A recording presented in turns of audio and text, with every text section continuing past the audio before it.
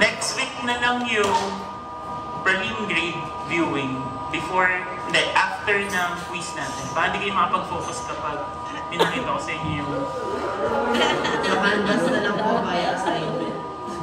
Hindi pwede. Hindi naman porket na hindi nyo na-reach yung passing score sa midterm exam. Wala na kayong chance pumasa kasi meron pang other components. Okay? It doesn't mean na hindi nyo na-reach yung 60, for example, wala na kayong chance. Remember, may other components pa naman. Okay? Kaya nga sinasabi ko sa inyo, redemption nyo tong period na to. Okay? Sana. So, discuss natin rate and order of reaction. So, for weeks 7 and 8. So, for the unit outline, so we have to define yung zero and first order kinetics. Also, we have to define yung half-life. Then, we have to compute yung mga sample problems regarding zero and first order kinetics. Okay? So, recap lang tayo. We have pharmacokinetics, diba? When you say pharmacokinetics, it answers the question, what the letter K. Pag kinetics, it is something to do with your body. Okay?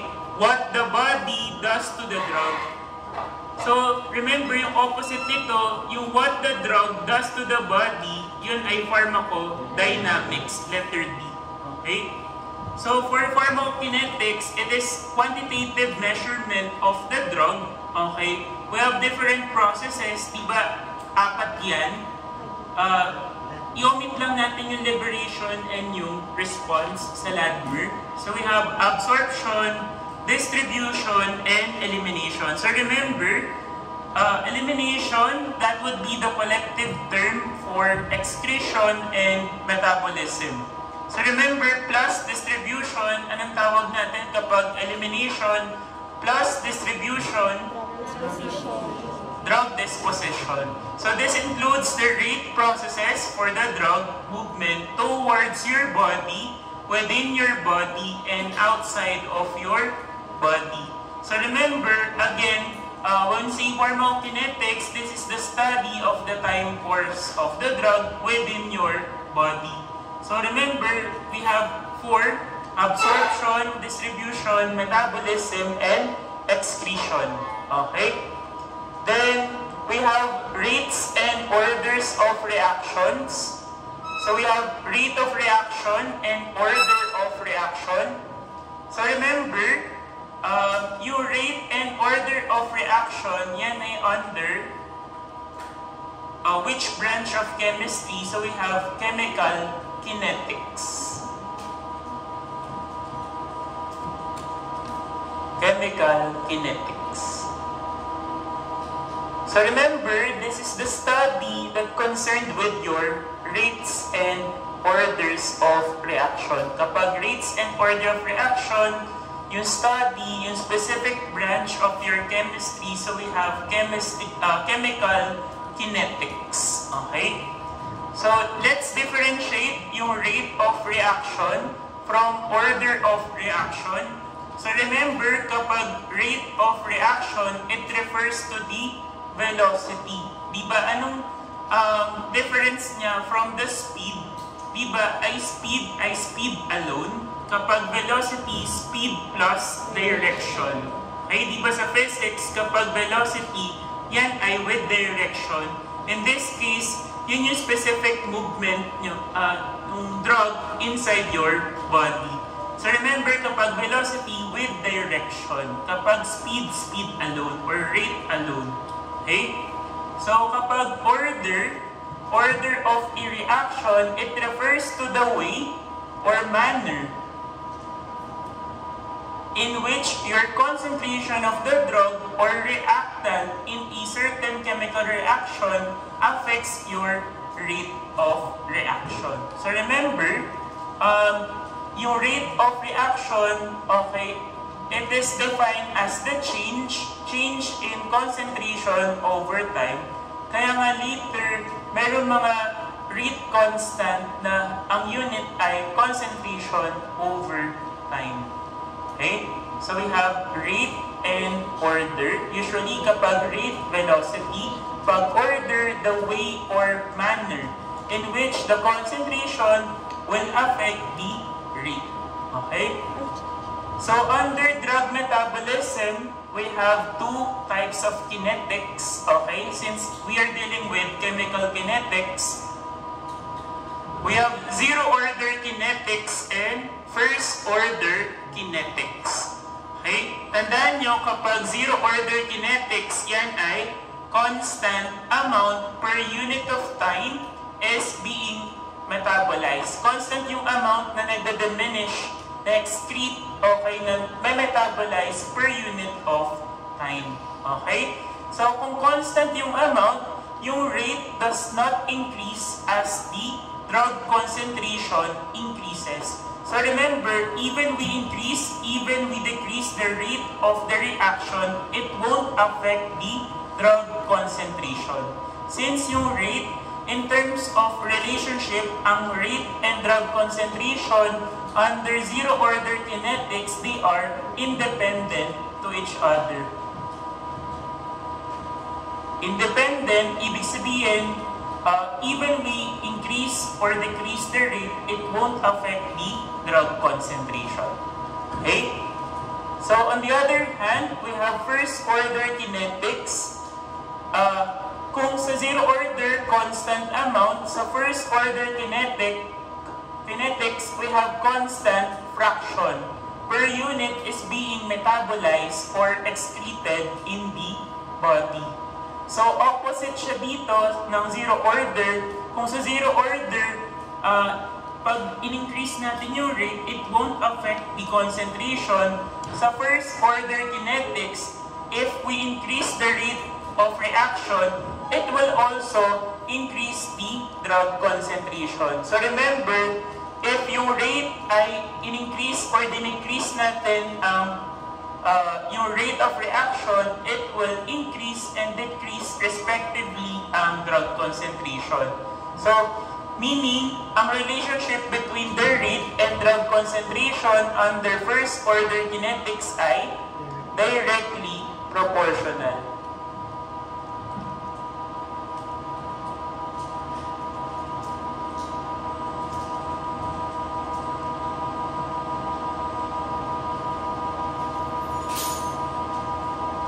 So para fully mag-grasp nyo yung context between zero-order kinetics and first-order kinetics, bigay tayo ng example.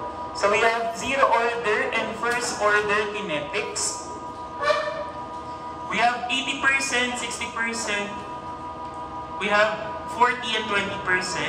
So para mas ma-visualize nyo, pwede natin i-change yung units. So from percentage, pwede natin gawing milligrams. 80 milligrams, 60 milligrams, 40 milligrams, 20 milligrams. Ganun din for the first order kinetics, 90 milligrams, 81 milligrams, 72 milligrams, then 64 milligrams. Unahin natin yung zero order kinetics, okay? So, in order for us to identify if yung drug natin ay nagpa-follow ng zero order or ng first order kinetics, we can compute for the difference between the concentration. So for example, yung 80, that would be your initial concentration. Kapag initial concentration, wala pang nade-diminish, wala pang nababawas dun sa actual dose. So, this would be your time 0. After 1 hour, so we have 60 milligrams. Ito na yung amount. After 2 hours, nakita nyo, nagde-decrease.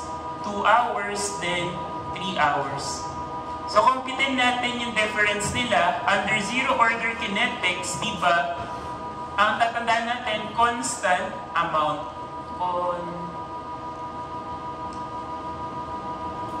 constant yung amount. So we have constant amount. Constant amount. Ibig sabihin, constant yung difference between concentration. Tingnan natin yung difference.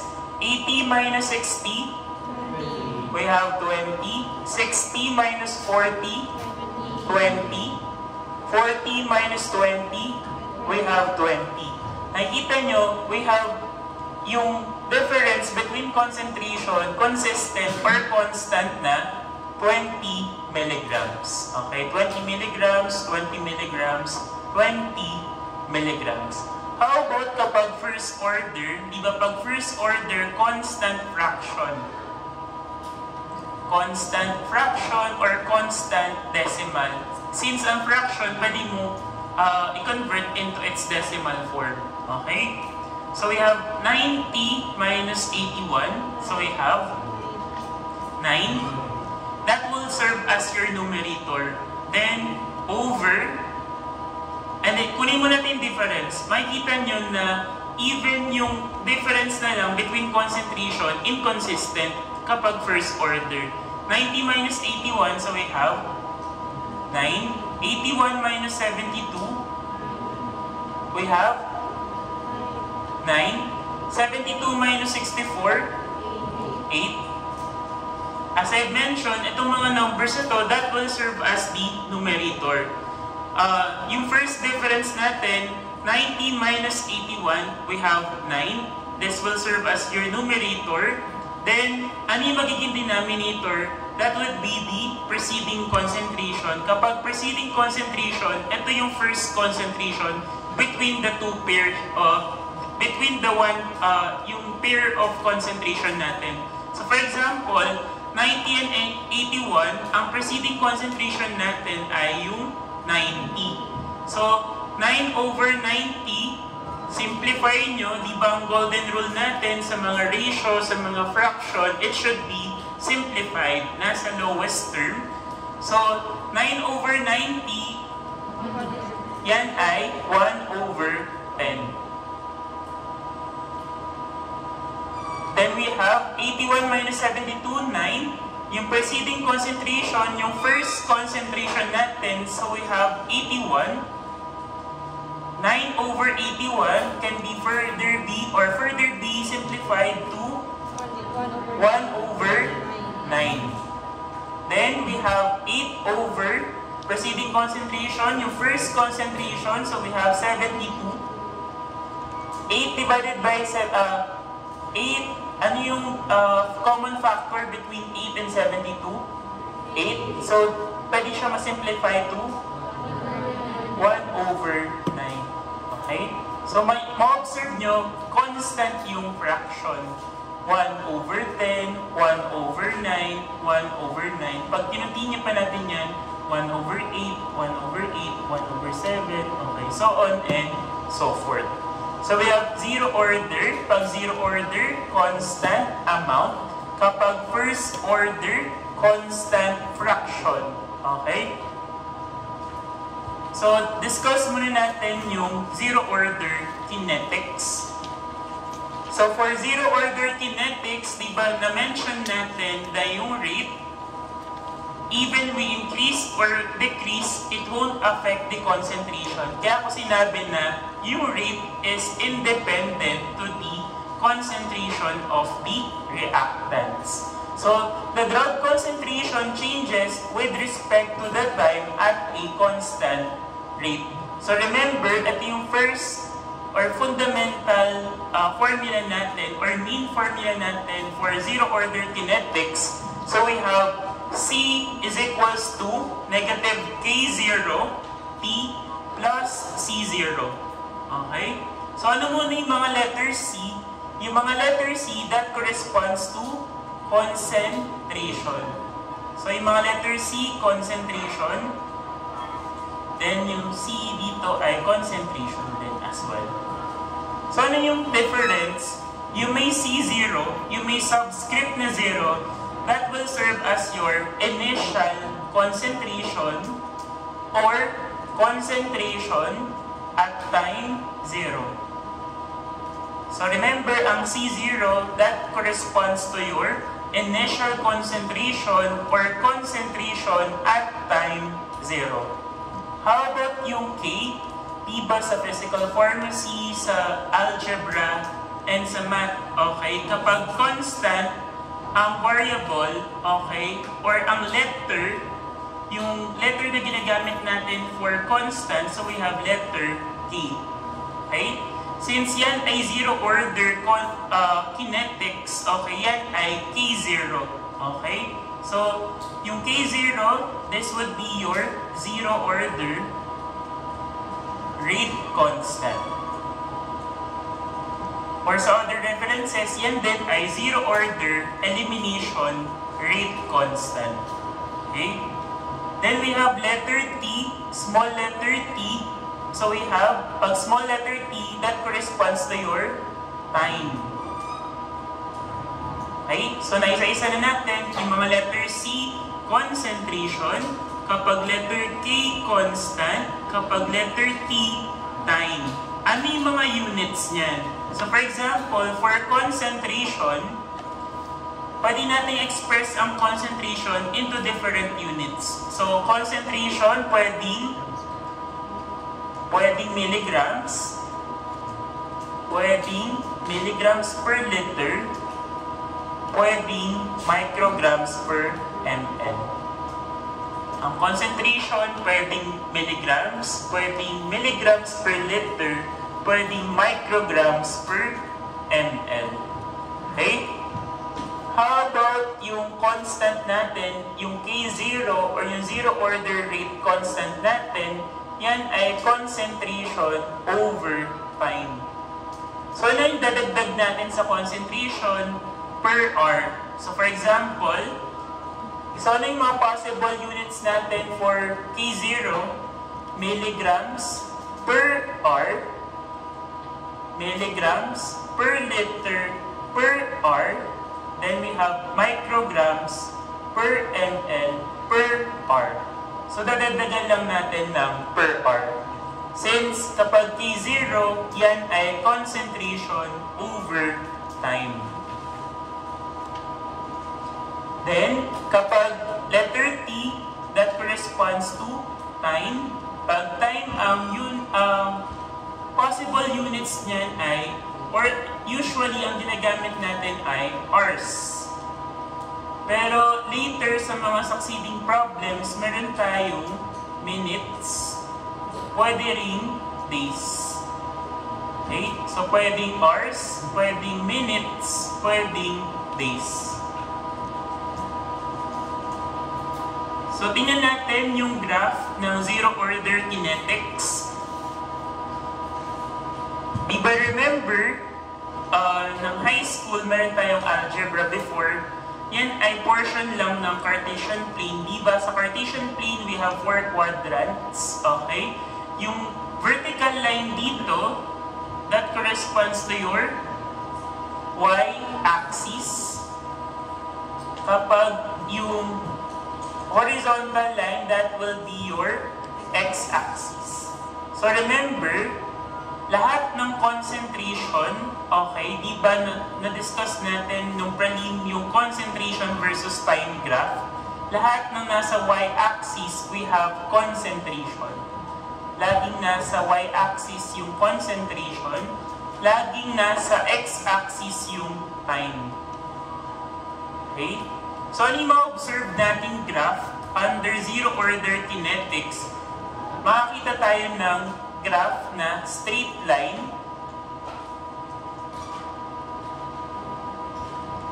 with a downward slope. Also, pag straight line downward, also yan din ay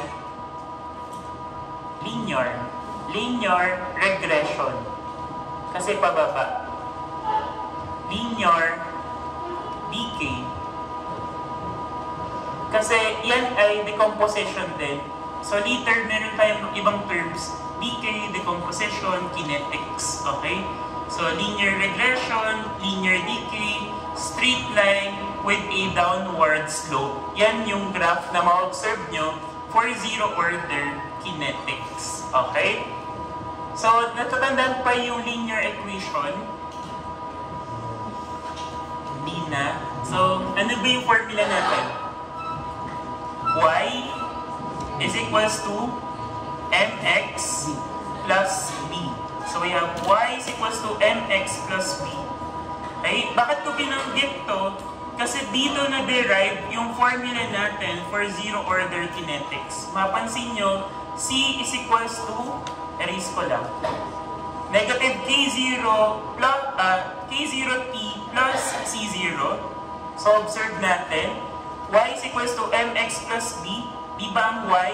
Pag y ay concentration is equals to, pag slope, yung slope ay yung constant natin. Okay? Yung negative k0. Okay? Then, kapag x, di ba pag x, ano yung makikita mo sa x-axis? Time. Plus, di ba ano yung b sa linear equation? Yan, di ba yung y-intercept? Di ba nung sa high school? Di ba? Pag y-intercept, di ba, yan yung point wherein kung saan nag-intersect sa y-axis. Mapapansin nyo, yung concentration na nasa mismong y-axis ay, ang time ay 0. Kaya ang sumunod na, or ang katumbas ng b sa zero-order equation ay C0. Kaya siya concentration at time 0 kasi doon siya makikita sa y-axis. Nakita po? Kaya po, C is equals to negative k0 t plus c0. So, share ko lang na dyan na-derive yun. Share lang. Okay. Next, as I've mentioned, kapag zero order, yan ay pina-follow ng mga dosage forms, specifically ng mga suspension and also alcohol. So, meron tayong mnemonics, okay? Since most of your drug, ang pina-follow ay first order kinetics. So, under zero order kinetics, meron tayong mnemonics kasi konti lang sila. So, we have TAPES. T-A-P-E-S. Ano ibig sabihin ng letter T? Theophylline or theophylline, basta yung spelling ang tama, okay? So we have theophylline ay anti-asthma, okay? Ano yung letter A na NSAID? Aspirin. Ano yung letter P na anticonvulsant? Phenytoin. Ano yung letter E na alcohol? Ethanol. Then we have, anong dosage form yung S? Suspension. Okay? So, eto, yung mnemonics natin, pag nakita nyo sa problem, if hindi naka-indicate kung first order or zero order, meron na kayong clue na yung, for example, suspension yung nasa problem, yun ay magpa-follow ng zero order kinetics. Okay? So, ito yung mga different formula na need yung kabisaduhin. Okay? So, remember, C is equals to negative K0 T plus the initial concentration or C0. So, to compute for the rate constant or zero rate constant, okay? So, we have y sub 2 minus y sub 1 over x sub 2 minus x sub 1. Diba, hawig siya dun sa algebra na to compute for the slope. Kaya din, yung katumbas ng m sa linear equation, so y is equals to mx plus b ay yung constant natin. Okay, share ko lang ulit. Okay? So, ginagamit natin itong formula na to if naka-table yung mga values. So, later, mas ma-appreciate yan kapag nagsasolve na tayo ng problem. Okay? Diba, pag sinabing y sub 2, y sub 1, yan lang din yung concentration 2 minus concentration 1. Kapag x sub 2 minus x sub 1, yan din yung time 2 and yung time 1. Okay? So, review lang tayo. Diba, ang original formula natin ay C is equals to negative K0 T plus C0. what if gusto nating i-compute yung C0? Pwede nating i-transpose yung negative K0t sa other side. Pag ni-transpose natin sa other side, from negative, magiging positive.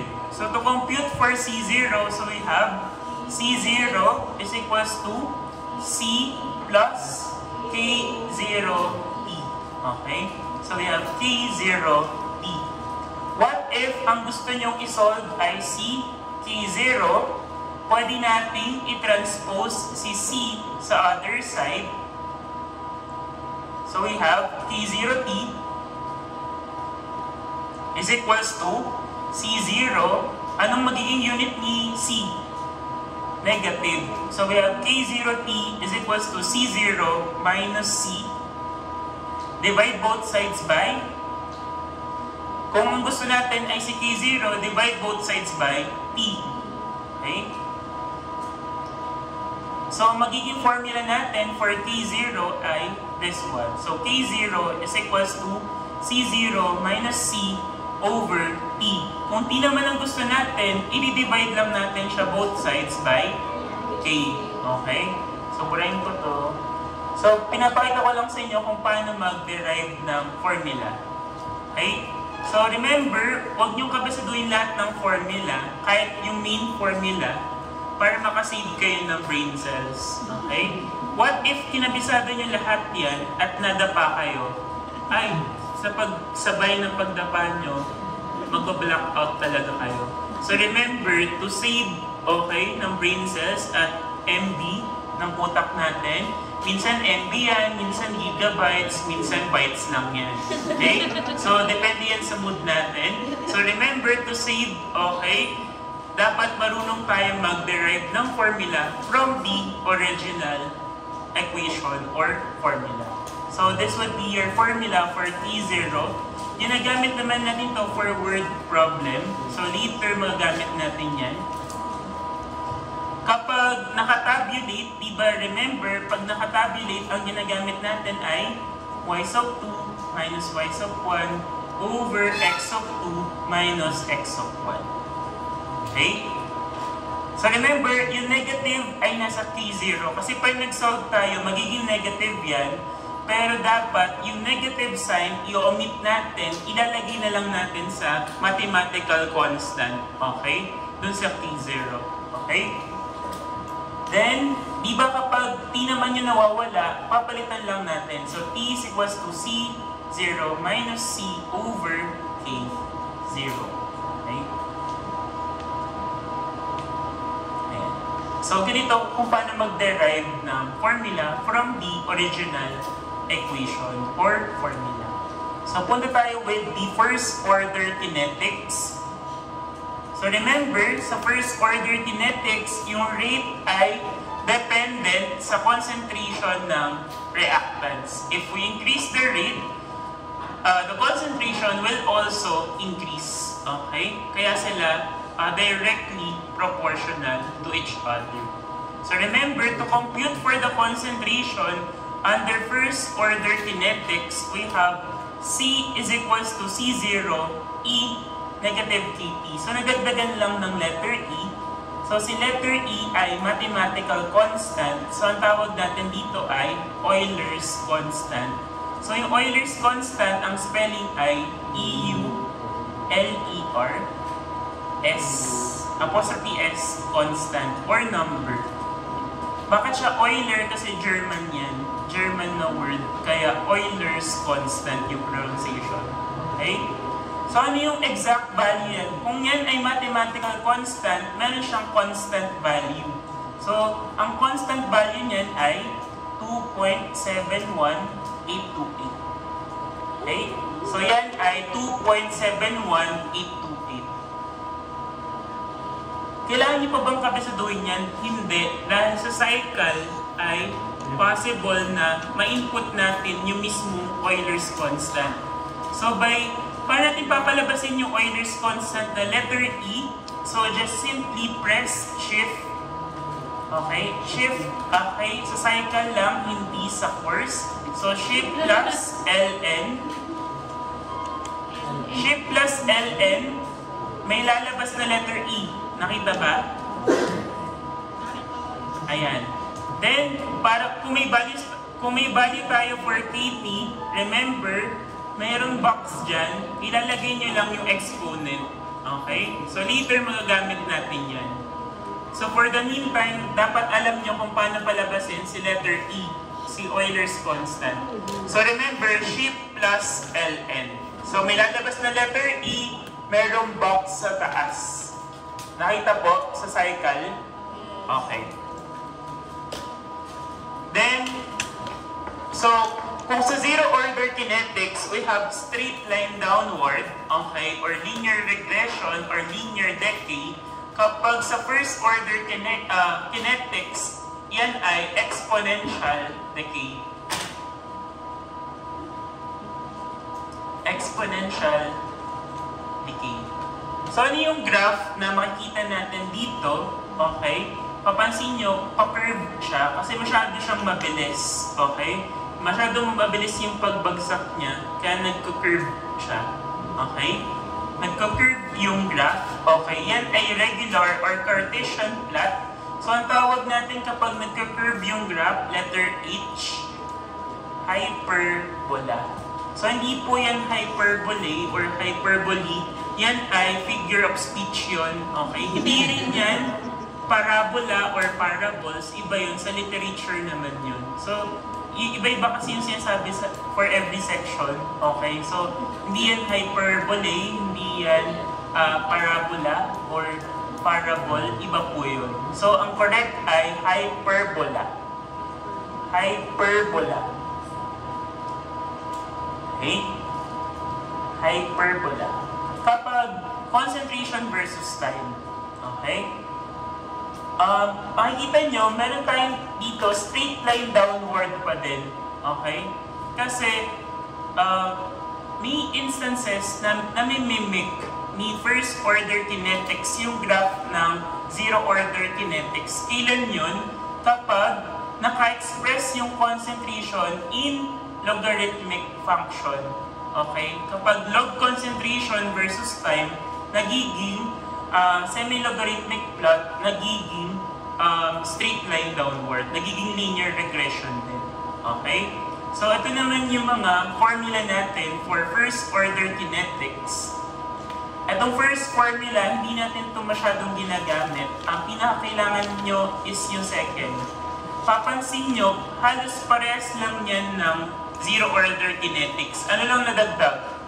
Yung ln. Okay? Yung ln lang yung nadagdag. Okay? Then, instead of k0, so just simply k. Okay? Pag k0, zero order rate constant. Kapag k lang, walang subscript, yan ay first order rate constant. Okay? Ang important na kabisado nyo is yung second na formula. So, yung log c is equals to negative kt over 2.3 plus log C0, okay, kahit hindi nyo nakabisaduhin ito. So, need nyo itong pangalawa. Okay? Next. Okay. First order, di ba sinabi ko, pag zero order kinetics, konti lang yung nagpa-follow dyan, yung tapes. Kasi, the rest, most of your drugs, approximately 85% nagpa-follow ng first order kinetics. So remember, if yung usual na concentration versus time, ang graph natin for first order ay hyperbola. Okay? As I mentioned, pag in-express natin yung concentration in logarithmic function, okay, log concentration versus time, ang magiging graph ay kagaya ng sa zero order kinetics na straight line downward. So this would be used to compute for the slope, negative k over 2.3. Okay? As I mentioned, ito yung pinakakailangan natin, yung una and yung pangalawa.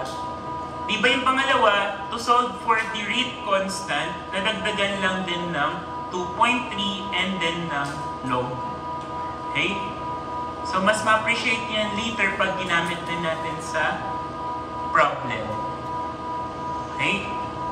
So remember, kung sa zero order rate constant, ang unit natin ay concentration over time, dito naman sa first order constant, yan ay number per hour.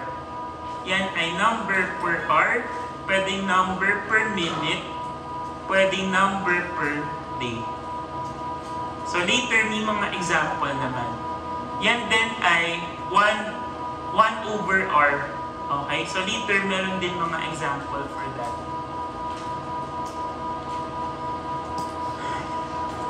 So for the half-life, and then, review lang muna tayo. Diba, we have C is equals to C0, E raised to negative KT.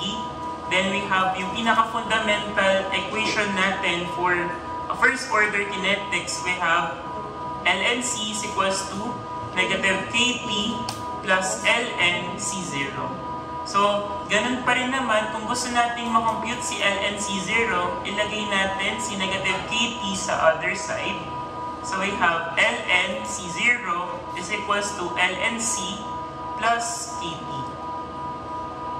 How about kapag K ang gusto natin, ilagay lang din ulit natin, i-transpose natin si ln C sa other side. KP is equals to ln C0 minus ln C, divide both sides by P. Kung gusto natin ay constant, so we have P. Okay? Then, burahin natin yung P. So, for the time, ano ang unit natin? So, time is equals to ln C0 minus ln C over K. Okay? So, ano ulit yung, ito ay for word problem. Pag nakatabulate yung mga values, ang gagamitin natin is yung negative K is equals to 2.3 log. Yun nasa previous slide lang din to, review lang to. 2.3 log quantity log y sub 2 minus log y sub 1 over x sub 2 minus x sub 2. Kapag nakatabulate naman sa table, okay, yan ang gagamitin natin. Okay? Then for the half-life, so for the half-life, by definition, this would be the period of time required for the amount or concentration of your drug to decrease by 1/2. Yung 1/2 sa other references, yan din ay 50%. Kaya sa other references, ang definition ng half-life ay time required for 50% of the drug to be eliminated. Okay? Also, yan yung amount of time that is necessary to decrease the concentration by 1/2. Okay? So, parehas lang po yun. Pag zero order, half-life, remember, not constant. Kasi diba, pag T1/2, ang formula natin ay 0.5 initial concentration or C0 over K0. Diba kapag sa proportion, yung relationship between the T1/2 and C0, okay, kapag numerator din dito, whole number, okay, ang relationship nila to each other ay directly proportional to each other. So yung half-life and then yung C0, they are directly proportional to each other. Okay? Kung nag-increase yung half-life, nag-increase din ang initial concentration. What if ang in-identify nating relationship ay half-life and yung K0, yan naman ay inverse. Di ba pag inverse proportion, T1/2, T0, ang relationship naman nila, they are inversely proportional.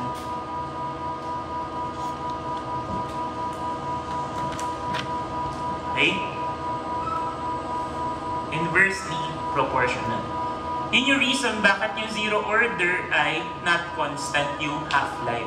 Kapag first order, constant naman yan. So we have T1/2 is equals to constant yung 0.693 over K. Saan ba nanggaling yung 0.693?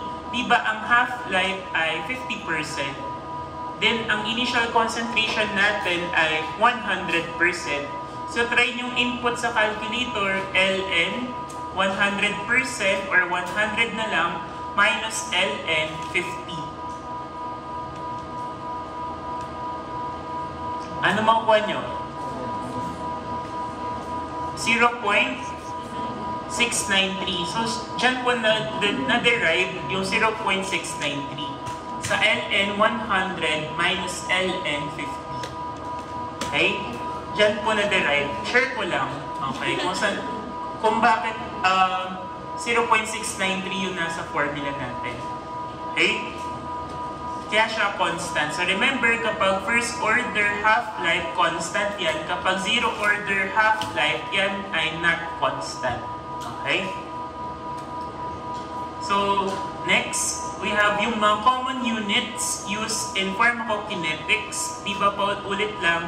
We have the zero order rate constant. We have the K0, concentration over time or mass over time. So, micrograms per ml or milligrams per hour. Micrograms per ml per hour or milligrams per hour. Kapag first order rate constant, K lang, okay, walang subscript, okay? Kapag first order rate constant, yan ay 1 over time or number over time, okay? Or time raised to negative 1. Kasi, di ba pag negative exponent, pwede mo siyang express as fraction, okay? So, yan din yung number per hour, number per minute, number per day. Okay? So for the clearance, yan ay volume over time. Di pa naman tayo magdi-discuss about clearance. Ang focus natin ay yung zero order rate constant, first order rate constant, and yung half-life. Half-life, ang unit natin dyan ay time. Specific example, we have hours. Pwedeng minutes, pwedeng days. Okay? So, proceed tayo with the first sample problem.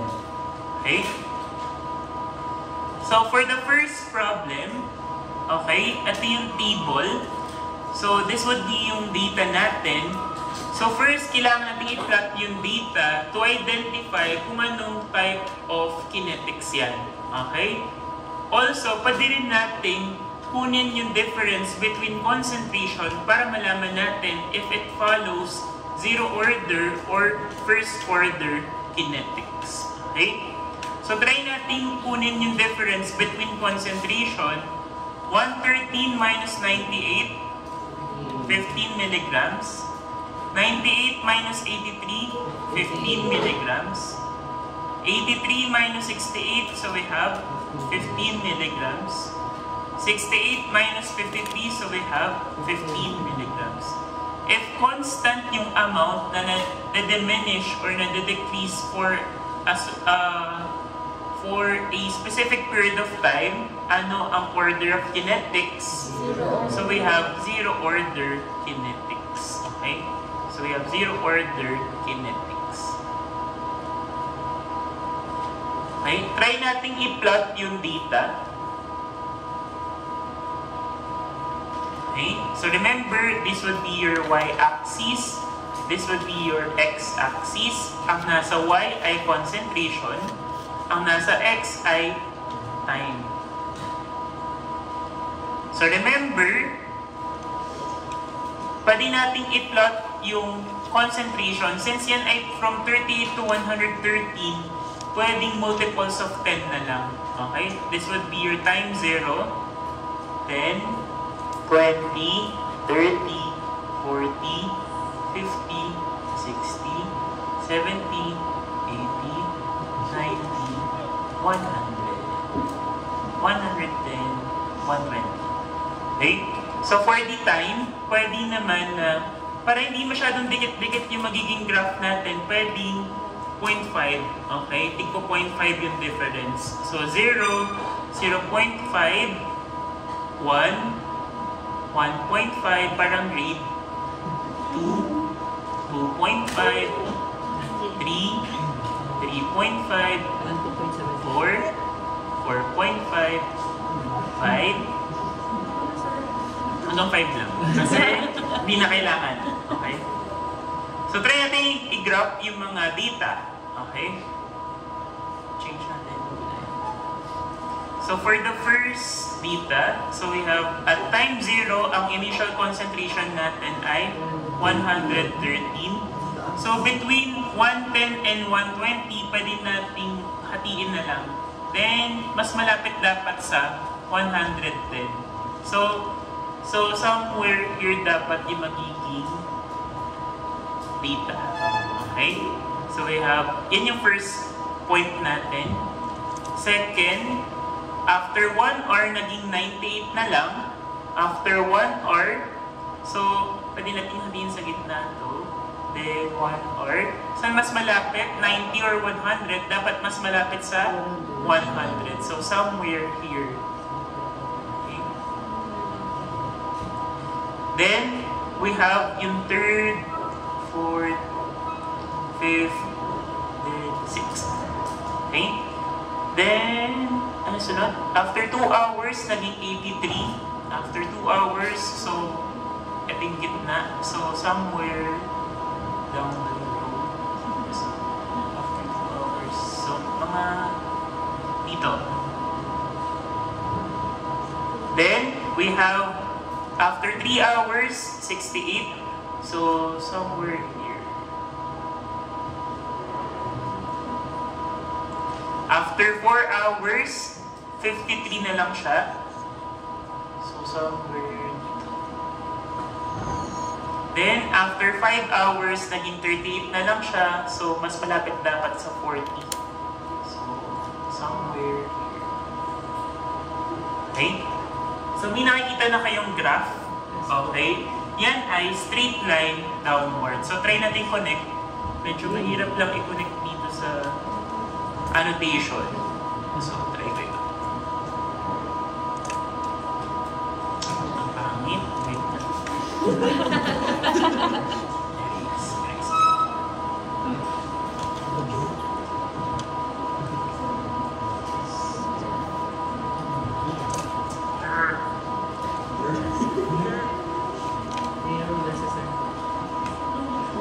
Mahirap kasi dito talaga. Pagsagaan yun na.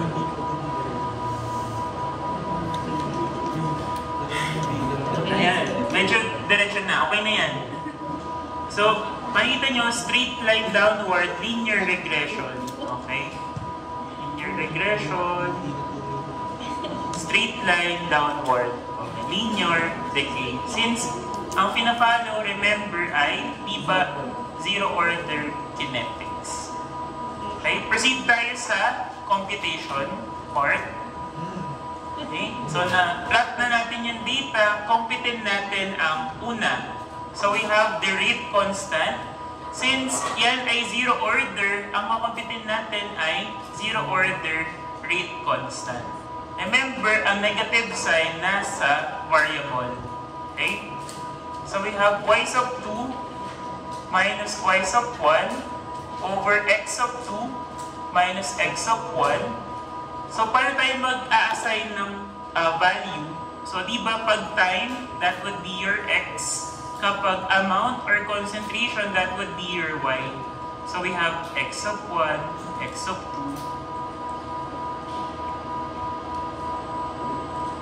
2. Then, kapag y sub 1, y sub 2, y sub 3, y sub 4, y sub 5, y sub 6.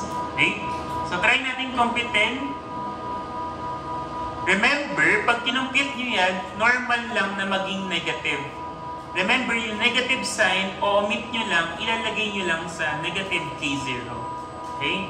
So, y sub 2 ay 98 minus 113 over x sub 2 ay 1 minus 0. What would be the rate constant? Negative 15. We have negative 15. Omit nyo lagi yung negative sign. So we have 15 milligrams per hour. Paano naging milligrams per hour? Kasi nasa taas ay in milligrams. Yung mga nasa baba ay hours. Okay? So negative K0 is equals to 15 milligrams per hour. Okay? So we have 15 milligrams per hour. Pwede ba natin gamitin yung other values na nasa table? Actually, pwede. Pero for the sake of uniformity, lagi natin gagamitin yung first two na pairs. Okay? So, try lang natin para ma-prove natin na pwede rin naman yung other values. So, try natin yung 3 and 4. So, we have 68 minus 83 over 3 minus 2. Same pa rin ba yung magiging answer natin? Same pa rin naman. So, for the sake of, for the uniformity na lang, kukunin natin lagi yung first pairs. Okay? Yung first two na data. Okay? Next. What is the concentration after 6 hours? Ano ang gagamitin nating formula? C is equals to negative K0T plus C0. So remember, since may negative, ibabalik natin. Negative, so we have yung K0, 15. Then, times natin. Saan yung manggagaling yung time? Dun sa question. Kung after 6 hours, so we have 6, close parentheses, plus initial concentration, saan manggagaling? Diba remember, by definition, pag initial concentration, yan ay concentration at time 0. Sino ba yung partner ni 0? 113. Kaya 113 yung ilalagay natin dito. So try to solve. Ano yung concentration natin? So we have 23. Anong unit? Milligrams. Okay? So we have 23 milligrams. So, meron din namang pinagbabawal na technique. Okay? Actually, pag kinontinue natin yung table, di ba alam natin na yung 130, 98, constant na tig 15. Okay? Constant na tig 15, di ba? Yung difference. Makikita nyo, after 6 hours, pag kinontinue natin to, 38 minus 15, 23. So, makuha nyo pa rin yung answer. So, yun yung pinagbabawal ng technique. Pero hindi sa lahat ng pagkakataon applicable to. Kasi pwedeng masyadong malayo dun sa mga available values yung hinahanap natin. Okay? So, applicable lang to kapag malapit yung value. Okay? Na hinahanap natin. Okay? Pag kinontinue nyo, makukuha nyo pa rin yung 23 milligrams. Okay? Nakuha po? Next, when will the drug decrease by 1/2? Kung when yan, ang nahanap natin ay time, 1/2 time 1/2, so yan ay half-life. Pag zero order, ano ba ang formula? T1/2 is equals to 0.5. Initial concentration or C0 over K0. So we have 0.5. Our initial concentration, 113 over K0. Ano yung K0? Na na-compute natin before? 15 milligrams per hour. So what would be the half-life? So we have 3.77 hours.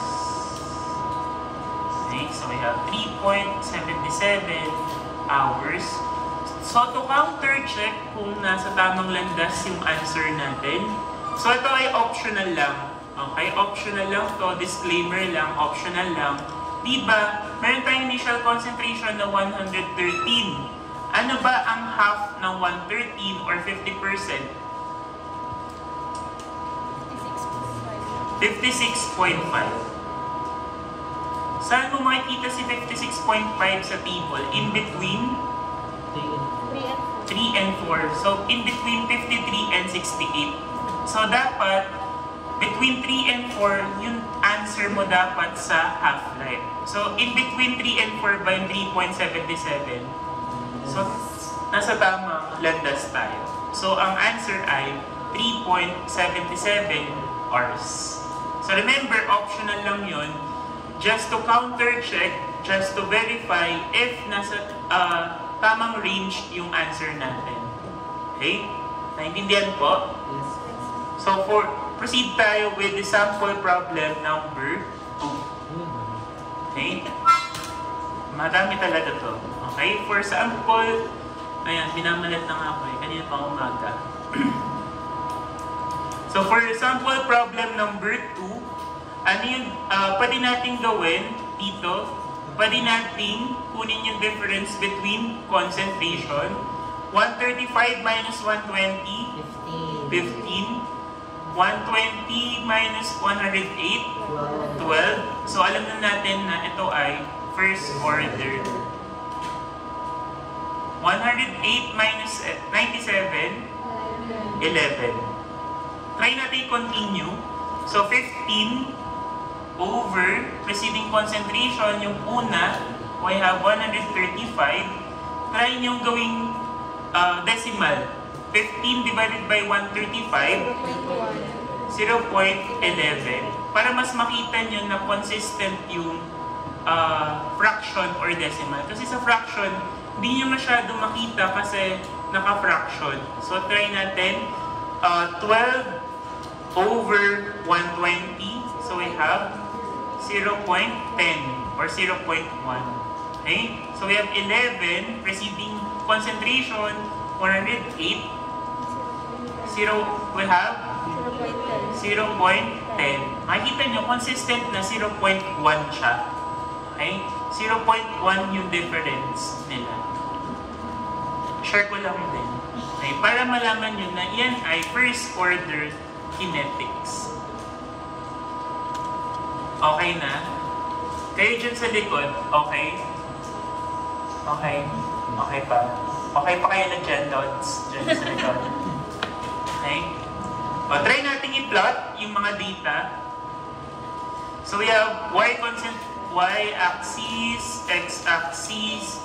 Since medyo malaki yung range ng concentration, pwede natin gawin na multiples of 20. Pero remember, nasa discretion nyo naman yan. Ako, ginagawa ko lang multiples of 20, multiples of 10 para mas maganda yung pagkakadrawing. Pero nasa sa inyo naman yan. Kasi ang tendency kapag medyo niletan natin, medyo mahirap i-plot siya. Okay? Kaya kapag masyadong malaki yung concentration, pwedeng multiples of 20. So for example, 0, 20, 40, 60, 80, 100, 120, 140. Kapag naman yung x o yung time, pwede naman na whole number na lang. 0, 1, 2, 3, 4, 5, 6, 7. So try natin i-plot. 1 ay 135. So somewhere between 120 and 140, pero dapat mas malapit sa 140. So around this. Somewhere here. Then, after 3 hours, 120.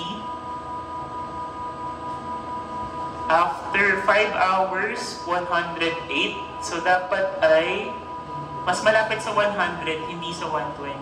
So, then, 7 ay 97. So, mas malapit dapat sa 100, hindi sa 80. Ano papansin nyo? Para siyang straight line. Okay? Pero, di ba, ang na-identify natin dito ay first order kinetics siya. Bakit siya naka-ganito? Hindi naman naka-log concentration. Remember, initially, pwedeng mamimik niya yung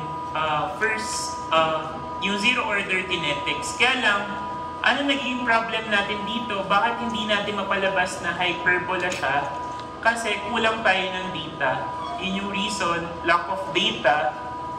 Pag kulang yung dataset natin, kasi pag kinontinue natin to, so for example, kinontinue natin, hindi siya perfectly linear. Pwede yan maging parabola. Okay? So So remember, pwede yan maging parabola tuloy. Pwede siya maging hyperbola. Okay? So remember, pag kinontinue natin or in-extend natin yung graph, hindi yan perfectly linear. Okay? Hindi yan perfectly linear. Okay? So punta tayo with the computation. So number 3, compute for the rate constant. Diba, kapag rate constant, pag first order, anong formula natin?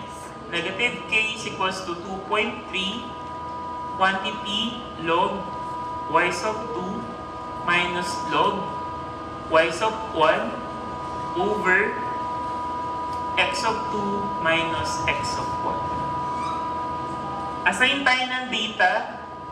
So we have pag time, that would be your x. Pag amount or concentration, that would be your y. So x sub 1, x sub 2, x sub 3, x sub 4. So we have y sub 1, y sub 2, y sub 3, y sub 4. So try to solve. So para hindi kayo mahirapan, pwede nyo i-press yung key for fraction, diba? Yung dalawang box. Tapos naka-shade yung first box, yung numerator side. Pwede nyong diretso yan sa as fraction. Okay? So just press yung ganitong key na sinulat ko.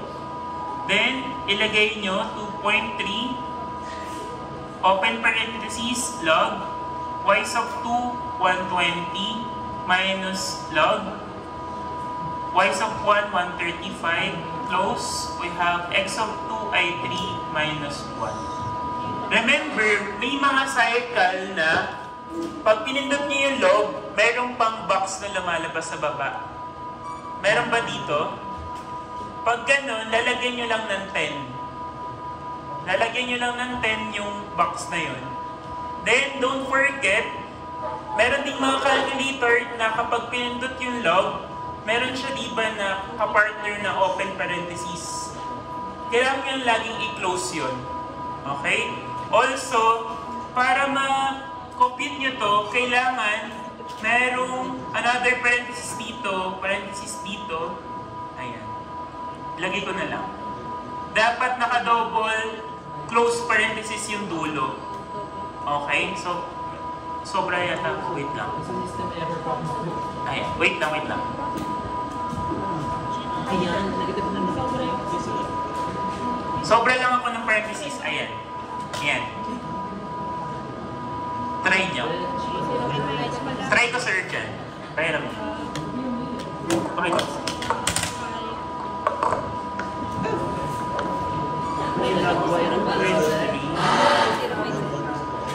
Pwede mong picture at isend ka na lang sa team. 0.05? Oo, tama. 120. Close. Minus.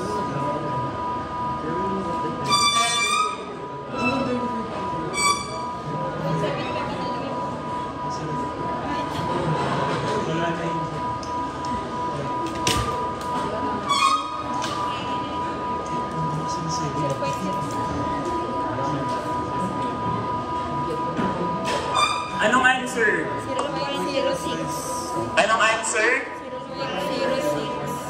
0 point?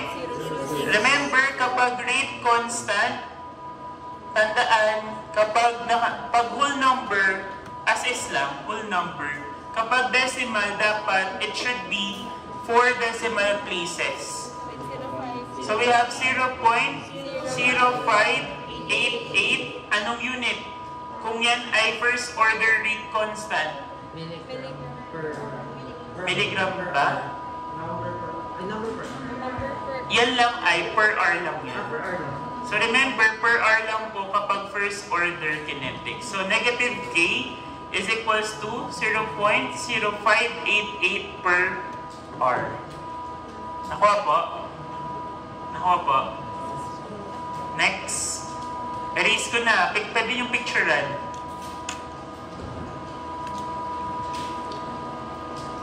Ayun, may recording na. May picture pa ko. Hindi ba, kaya ba yun ng phone? Napakahaba ng recording. Kaya niya po yan. Next, we have initial concentration, papansin nyo, bakit natin nahanap yung initial concentration? Papansin nyo sa table, hindi naman nag-start ng 0.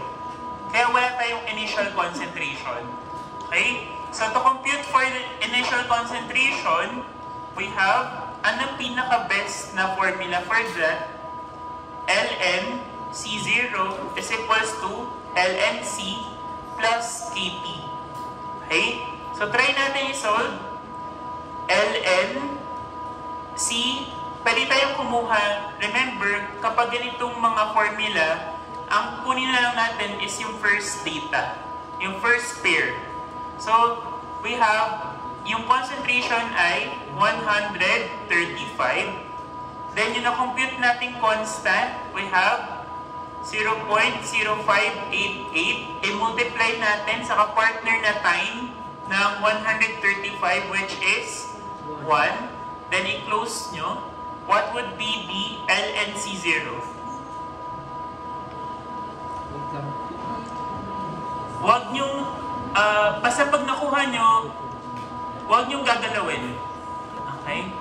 ln C0 is equals to 4.9640. 4.964074. Dot. Chuchuchuchu. Okay? Yan na ba yung final answer? Hindi pa. Kasi ang gusto natin ay C0, hindi ln C0. So to cancel out ln C0, anong gagawin natin? Pag nakuha niyo yung 4.964074, press equal sign. So na-press na. Then, press shift plus ln. Shift plus ln. Lalabas yung malaking E, di ba? Nakuha. Then, merong box, di ba? Ilalagay nyo as exponent ay yung answer key, ANS. Ano bang purpose ng ANS? Di ba sinesave niya yung previous answer mo from the previous calculation? Kasi nasasave niya yung memory ng previous calculation mo. So, para hindi niya na isusulat pa yung 4.chuchuchuchu, okay, before nyo ilagay yung Euler's constant, so then exponent, ANS na key, ano ang answer? So, we have C0 is equals to 143.18 milligrams. So, that would be your initial concentration. Okay? Nakuha po? Nakuha po ba? So, we have 143.18 milligrams. Next. Compute for the half-life. Kapag first order, ano ang formula? T1 half is equals to 0.693. Ano ba yung na-compute natin na constant? 0.693 over 0.0588 per hour. Kaya di ba kapag half-life, ano magiging unit? Hours. 0.693 over 0.0588. So we have 11.79 hours. So remember, tandaan nyo kapag hours, pag time concentration, dapat 2 decimal places. Kapag rate constant, dapat yan ay 4 decimal places. Unless yan ay whole number, huwag nyo nalagyan ng 0.0000. Okay? So, okay na yung 11.79 hours. Naintindihan po? Sunod ay yung last, compute for the concentration after 12 hours. So, burahin ko na. Actually, dalawa yung pwede nating approach dito. Ituturo ko parehas, yung long method and yung shortcut. Yung long method muna, pwedeng lnC is equals to negative Kp plus ln C0. Okay? So, i-place niyo yung mga values na na-compute natin kanina. So, we have negative 0.005. Wait lang. Nag-lose lang yan. Ayan. 0.00, sobra na 0.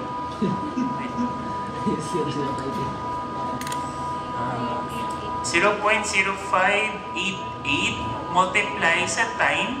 Yung time ay manggagaling saan? Sa question. After 12 hours, 12 plus ln, we have initial concentration. Ino-compute natin before. Layuan nyo muna yung project. Ayan. Huwag nyo muna masyadong dikitan. ln ay, anong initial concentration natin kanina? 143.18. So try to compute. Ano ang answer? Ganun pa rin, huwag nyo muna gagalawin pag na-compute nyo. 4.25. Ano yun, sir?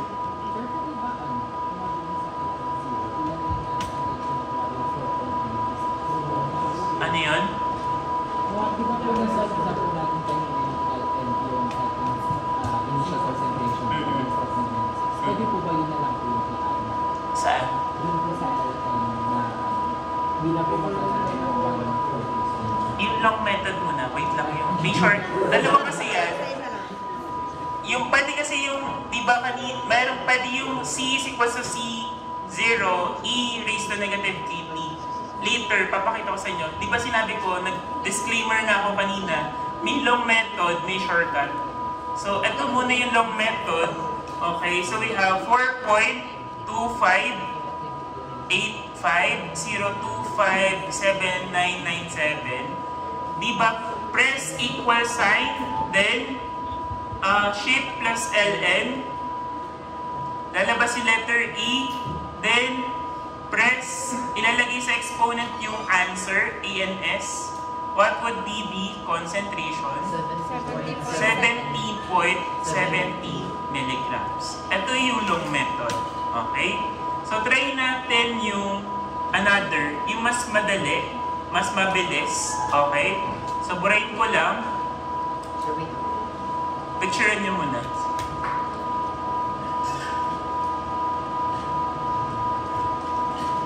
Pwede naman yung another formula. Di ba kanina, meron tayong pinakaunang formula sa first slide ng first order. We have C is equals to, ano nga po yun? C0E raised to negative KT. Okay? So, with the use of this formula, mas mabilis ang buhay. Ay, mas mabilis tuloy. Mas mabilis ang mas mabilis ang computation. So, C0, ino-compute natin kanina. So, we have 143.18. Then, yung Euler's constant, shift plus ln. So, we have letter E raised to yung negative na constant. So, we have negative, ano nga ba yun? 0.0588. Multiply natin sa time, which is 12 hours. Try nyo kung parehas pa rin yung answer. Parehas lang po ba? So, ito yung mas mabilis. Okay? 70.70 milligrams. Okay? So, in-introduce ko lang yung dalawang method para makapili kayo kung ano man yung pinaka-convenient method on your end. Okay? Okay na?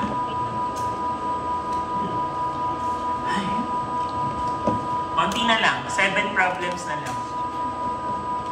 Mas maikli naman yung mga 7, yung mga susunod.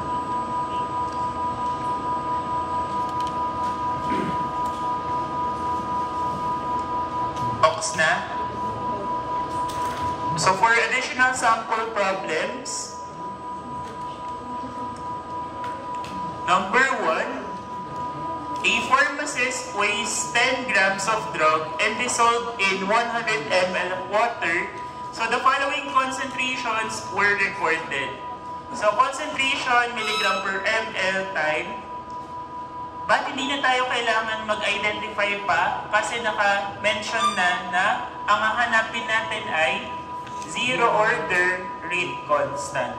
So to counter-check lang din, kung yan ay zero order constant, or zero order kinetics yung pina-follow, dapat constant yung amount na nagde-decrease for each time interval. So for example, 100 minus 95, 5 milligrams per ml yung nawawala. 95 minus 90, 5 milligrams per ml. So on and so forth. Makikita nyo, consistent naman na 5 milligrams per ml. Nakuha po. Then proceed. I-plot muna natin yung data before tayo mag-compute ng rate constant, concentration, and half-life, and time. So later, before tayo mag-plot, after natin mag-plot, ang naka-red na unit, sa handouts nyo, yan ay naka-micrograms per ml. Paki-change lang. Kasi nasa problem natin, naka-milligrams per ml, dapat consistent tayo sa problem. So, paki-change lang, dapat it should be milligrams per ml. So, try natin i-plot. Yung Y concentration, multiples of 10. So, we have 10, 20, 30, 40, 50, 60, mapaling na. 70, 80, 90, 100. So, for the X, okay, pwedeng whole number na lang. 1, 2, 1, 3, 4, 5, 6, 7, 8, 10, 11, 12. Try natin i-plot. At time 0, 100.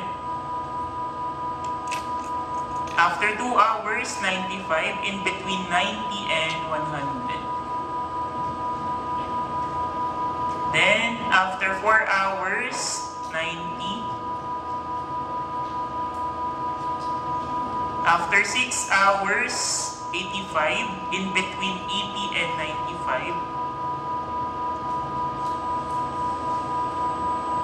Then, after 8 hours, 80. Nakaduling naman. Then, after 10 hours, 75. In between 70 and 80. Then, last, after 12 hours, 70. So, pag i-trace ulit natin yung mga dataset, connect the dots.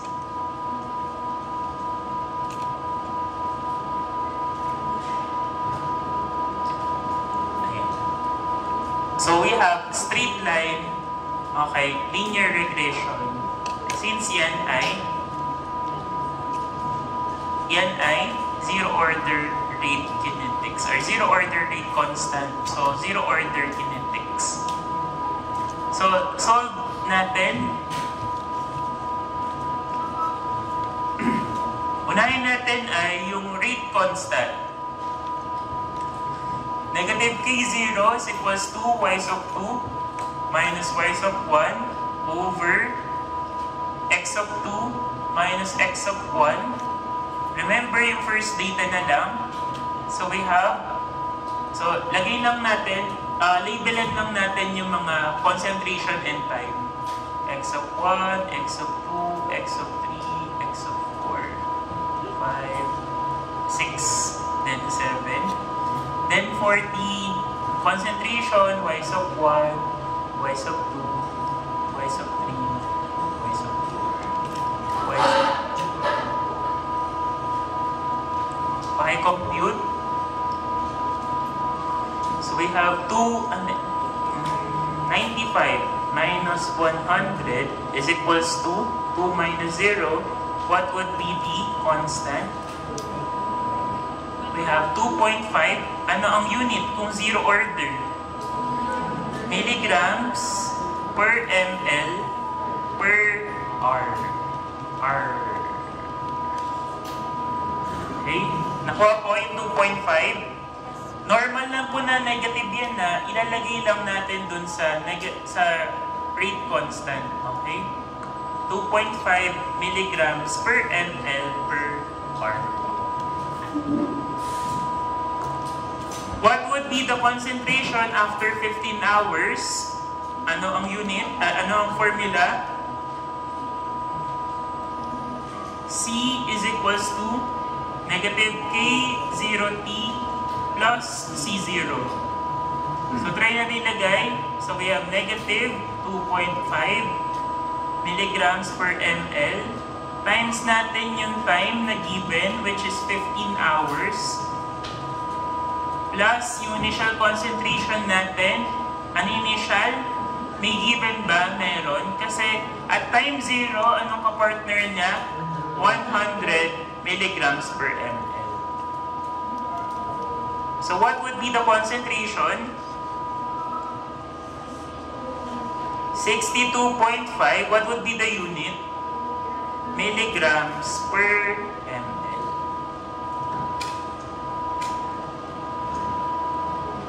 Then, half-life. Magkasya na natin. Half-life. Diba ang half-life, zero order half-life ay 0.5 C0 over T0. So we have 0.5. Remember, huwag kayong magne-negative sign dun sa K0. Kung wala naman sa formula na may negative, huwag nyo lalagyan ng negative kasi mag-syntax error yan. So 0.5, C0 ay 100, then K0 ay, ano yung na-compute natin? 2.5. So what would be the half-life? Anong unit? 20 hours. Last. When will the drug concentration decrease to 65 milligrams per ml? So ang hinahanap natin ay time. Pag when ay time. Okay? So meron tayo, di ba, derived formula from the original formula. So we have T is equals to C0 minus C over K.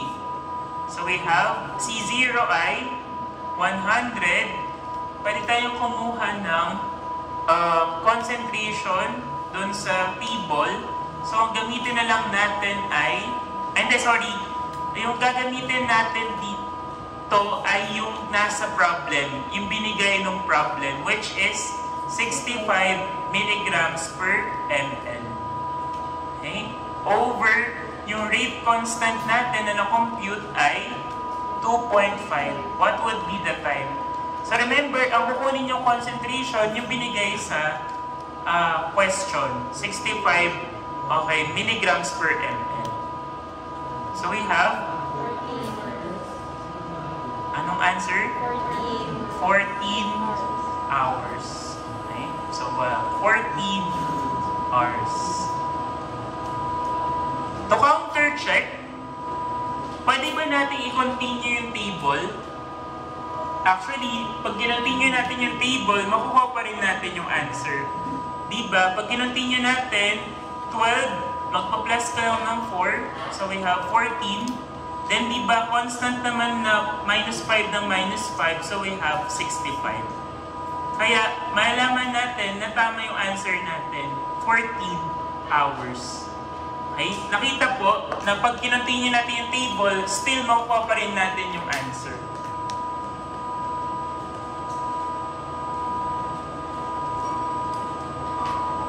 Okay na?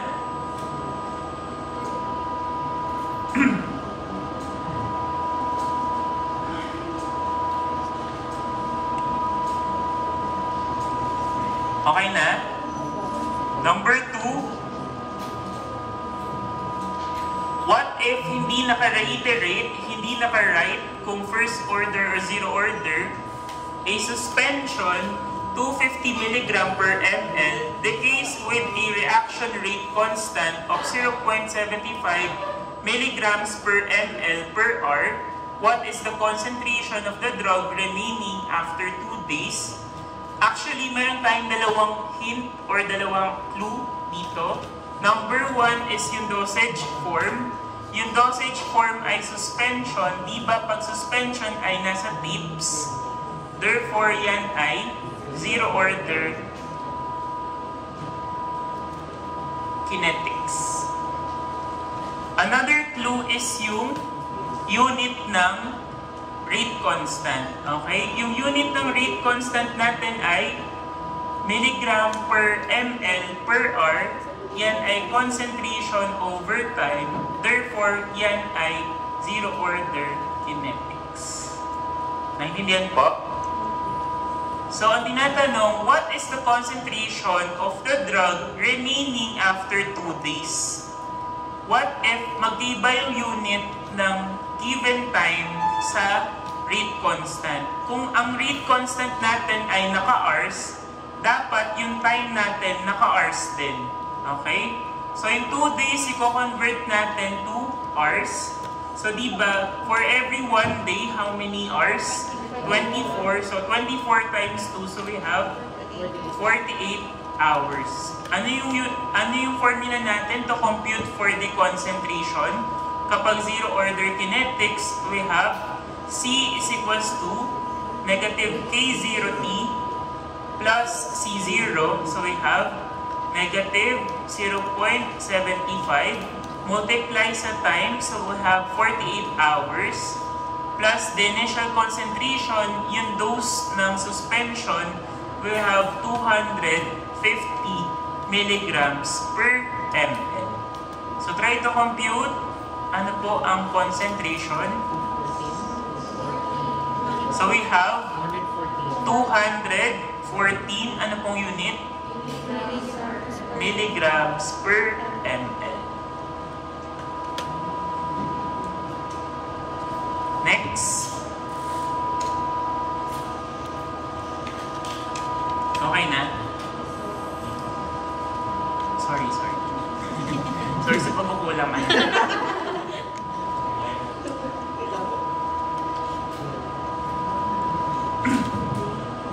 Minamalag na.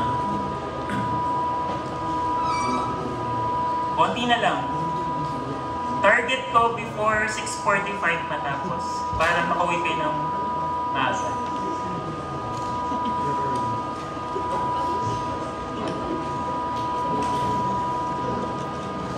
Next, a solution of 25 micrograms per ml decays with a rate constant of 0.00075 per day. How much will remain after 100 days? Anong clue natin na yan ay first order or zero order? We have the unit of the rate constant. So yung unit ng rate constant natin ay naka per day. Kapag yan ay number per day, yan ay, it follows first order kinetics. Okay? So we have first order kinetics. Kung yung constant natin ay naka per day, and yung time natin ay naka-days, need pa ba natin i-convert? Hindi na. Okay? So, to compute for the time, how much ang hinahanap? Pag how much? Concentration. Okay? So, di ba, ito yung may dalawang method. Yung long method and yung shortcut. So, shortcut na lang tayo. Okay? So, we have C is equals to C0 e raised to negative KT. Okay? So we have the initial concentration. Anong initial? 25 micrograms per ml, yung dose ng solution. So 25 multiply saan? E. So palabasin si E, shift plus ln. So we have letter E. Raised to negative, ano yung given na constant? 0.00075. Multiply natin sa time. So we have 100 days. Ano po ang answer?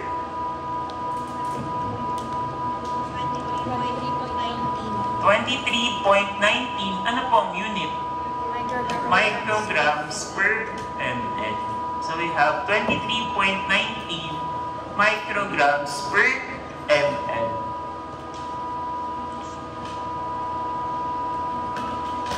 Next.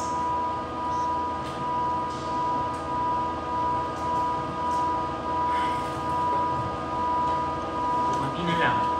Hanggang 7 lang yan.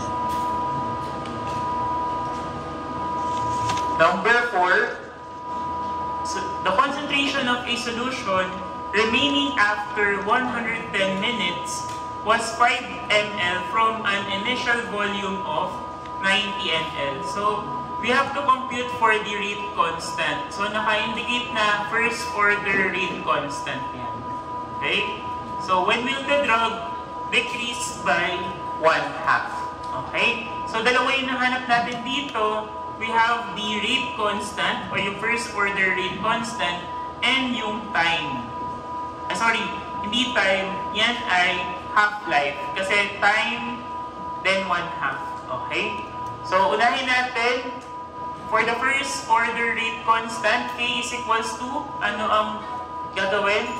Dito papasok, diba, yung formula kapag word problem. Ito yung sinasabi ko na ln C0 minus ln C over T. Okay? Pag naman kabisado nyo na yung formula, maning-mani na lang sa inyo yan. Okay? So we have K is equals to ln C0 minus ln C over T. So try natin computin. ln, ano ba yung C0 natin? Initial volume yung hint natin, 90. Minus ln C, ano ba yung after 110 minutes ang natira ay 5 ml. So ln 90 minus ln 5 over the time. So we have 110 minutes. Okay? Ano po ang answer? 0.0263. 0.0263. Ano ang unit? Per minute. Kasi ang given na time ay in minutes. Okay? So we have 0.0263 per minute. Then, for the half-life, di ba pag half-life kapag first order, so we have 0.693 over K. So we have 0.693 over 0.0263. What would be the half-life? So kung naka-minutes yung constant, dapat naka-minutes din yung half-life. So yung answer natin ay 26.37. 26.35.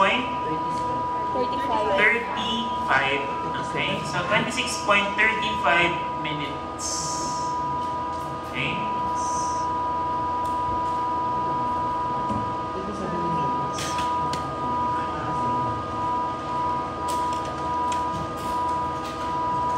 Baka ang ginawa mo, sir, baka continuous mo, continuous. Hindi mo na-round off to 4 decimal places. Kung continuous mo siya, okay lang na mag-exceed. Kaya lang, para consistent na lang, be uniform. Gawin natin 4 decimal places lagi yung constant para uniform tayo ng answer. And also, to reduce yung margin of error. Okay? Para hindi yung mahirapan mag-check. Number 5. If the half-life for the decomposition of drug is 4 hours, how long will it take for 225 milligrams of the drug to decompose by 30%? So, you have to assume first order kinetics. Okay?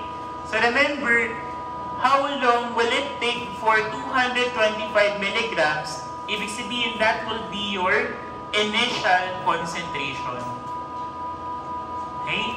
And ang gusto natin malaman, how long, ibig sabihin, time ang hinahanap natin na mag-decompose siya by 30%. So remember, kapag yan ay initial concentration, ang concentration niya initially ay, in percentage ay, 100%. So ano gagawin natin? Ima-minus lang natin yung 30%. Minus 30%, so we have 70%.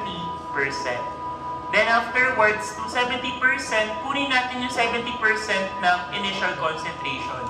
So 225 milligrams, i-multiply natin sa 0.7 kasi dapat, before natin i-multiply yung percentage dun sa concentration, kailangan naka-decimal form siya. So what is 70% of 225? 157.50. 157.50 milligrams. So this would be your concentration. So meron ka ng initial concentration and concentration. Okay? Then, given ang half-life. Okay? May nakita ba kayong rate constant sa problem? May nakita kayo? Wala. Pero may half-life. Pwede natin i-derive yung rate constant from the half-life. Diba? Ano ang formula natin for half-life ng first order? 0.693 over K. Remember, pwede natin i-cross multiply. Diba meron tayong T1/2 or half-life? We have 4 hours. So 4 is equals to 0.693 over K. Pwede natin gawin ay cross multiply. So we have 4K is equals to 0.693. Divide both sides by 4. What would be your first order rate constant? 0.2423. Ano ba? 0.2425.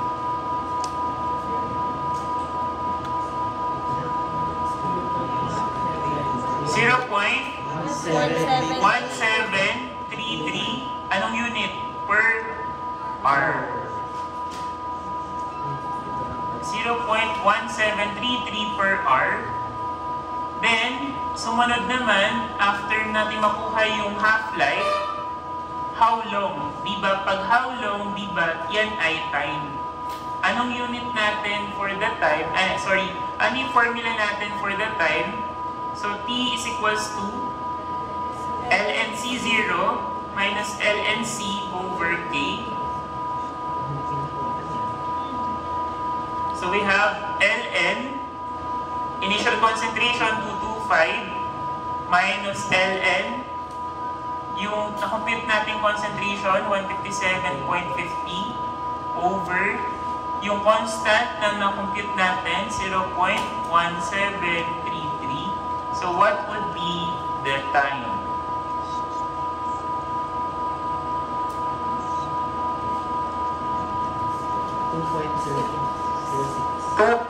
.06. Anong unit?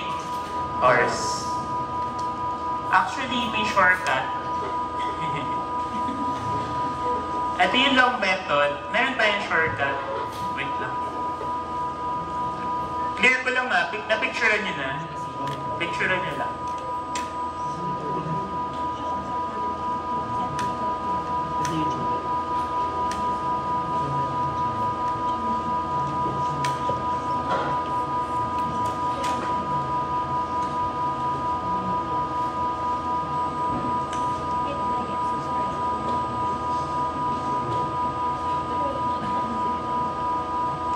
Yung shortcut ay, di ba alam natin kapag initial, yan din ay 100%. Okay? Then, ang gusto natin malaman, what would be the time, okay, na ma-decompose siya by 30%. So, just simply, para makompute natin yung time, pwedeng, still, ganun pa rin yung formula, pero ang gagamitin natin, percentage na lang.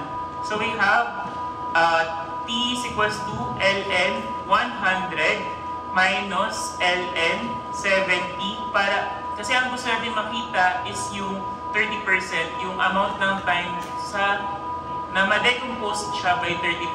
So we have ln 100 minus ln 70 over yung constant natin. So we have 0.1733. Still, makukuha pa rin natin yung answer na 2.06 hours.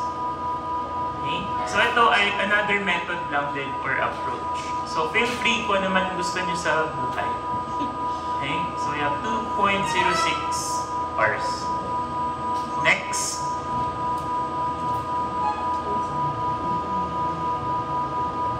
Second to the last problem. Exactly 250 milligrams of a drug are dissolved into an unknown volume of distilled water. So after complete dissolution of the drug, 1 ml of the sample was removed and assayed for the drug. So the following results were obtained. So sinabi na assuming zero order decomposition. Then, hinahanap ay half-life.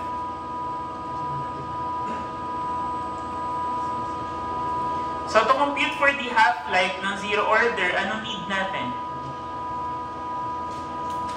Anong formula? 0.5 C0 K0. Meron ba tayong C0? Wala. Meron tayong K0? Wala din. Okay? Paano pag dalawa yung unknown? Okay, paano natin mako-compute? Sino dapat unahin? Sino dapat unahin? Sarili. Sarili dahil ako ay K0. Okay? Ako ang dapat unahin, K0.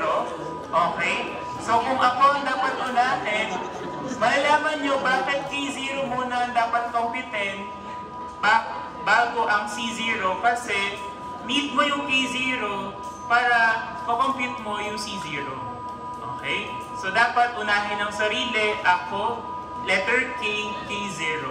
Okay? So anong formula natin for K0? Y sub 2 minus Y sub 1 over X sub 2 minus X sub 1. So we have, so X, ito ay Y. Y sub 1, Y sub 2, X sub 1, X sub 2. Ayan. So we have 0.45.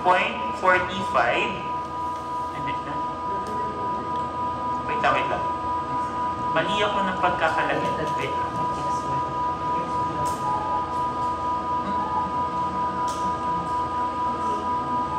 So we have, ito ang X sub 1, X sub 2, ito ang Y sub 1, ito ang Y sub 2. Okay?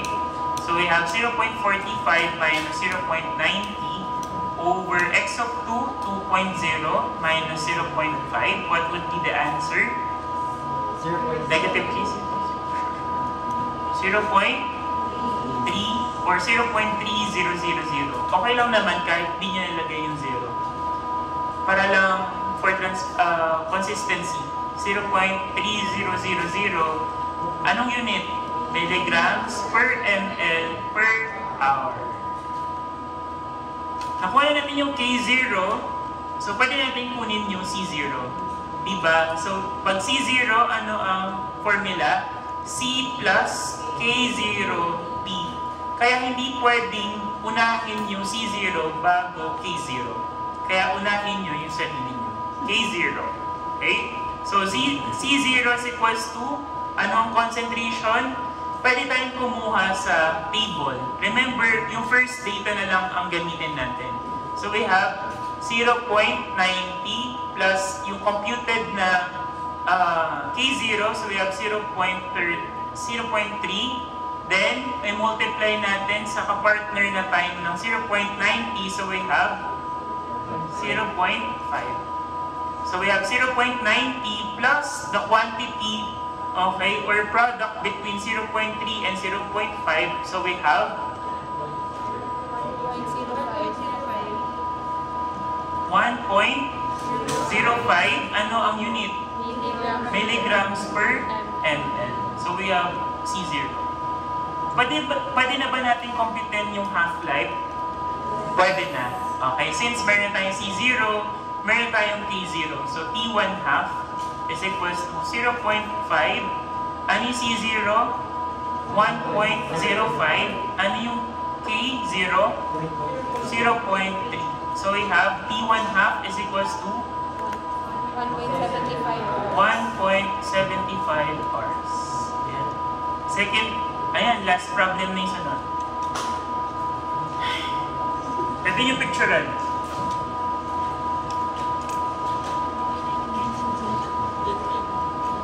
Last na. O diba, before 6:45 natapos. Last problem.